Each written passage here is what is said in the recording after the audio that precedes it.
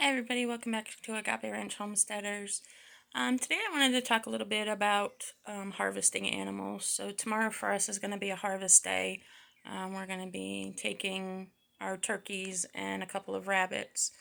Um, and there are a lot of videos out there about the best way to do it, how to do it, how to process the meat afterwards.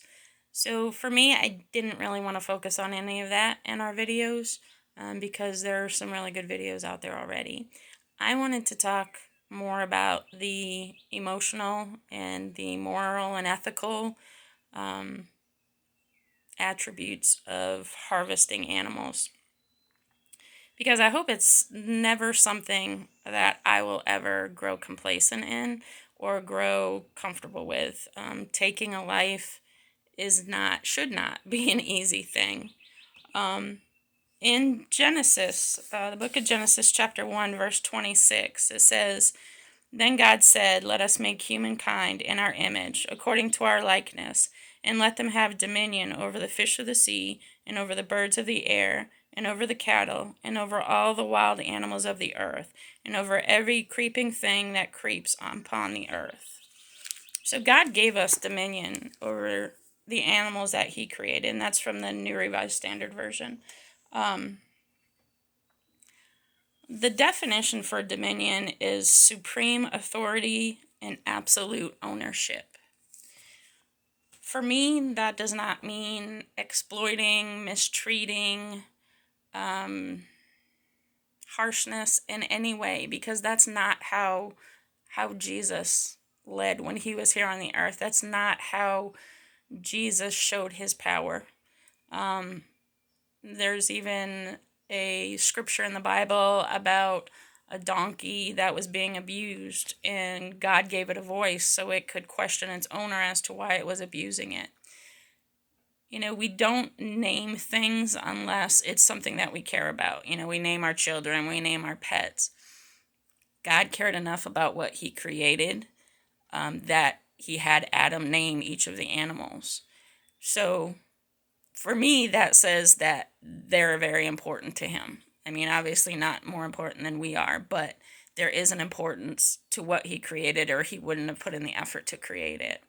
So for me, I never take it lightly when we do harvest some of our animals, and we work very hard to make sure that we do it in the most humane way possible. We research a lot, and we do everything that we can to prepare ahead of time for any unexpected things. Obviously, if it's unexpected, there's only so much preparation you can do for that, but we do make sure that we have multiple ways of harvesting in case something doesn't happen correctly and we need to take a life in a different way. So whether that's having weapons on hand in case you need to use that as a source, or however you're planning on doing it. But just put in the research, put in the effort to make sure that you're doing it in the most humane way possible. Um, for us, like I said, we take great pride in making sure that our animals are well cared for while they're with us. We do environmental enrichment. We try to give them, everything that they need as far as food sources, food variety, um, grit, if it's the chickens, oyster shell, things like that, to make sure that they're healthy, that they're happy. We always up the requirements for normal housing for whatever animal that we're doing. So, if they're telling us 2 square feet per bird, we'll try to do 3 square feet per bird. Um, that's not always possible, but we do try to, go above and beyond for our animals to make sure that they're well cared for. So when we do come to the day of harvest, we want to make sure that things go as smoothly as possible, that things are the least stressful as we can possibly make it. And it's a difficult thing. My husband and I, when we decided to start doing homesteading, we had a deal that if we were going to be harvesting animals, that I was going to have to be part of that as well. And I'm a very big animal lover. I was a veterinary technician for over 10 years, and, animals have always been a passion for me. The best way that I handle it is, again, giving them the best life that I can while they're with us, showing them love, affection to a certain extent, because you also have to be able to separate yourself from that.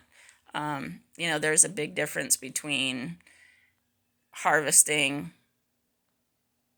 a food bird and having to euthanize your pet dog. There's a big difference between that. But it doesn't mean that that animal that you've raised solely for food purposes should be treated poorly, or inhumanely in any way.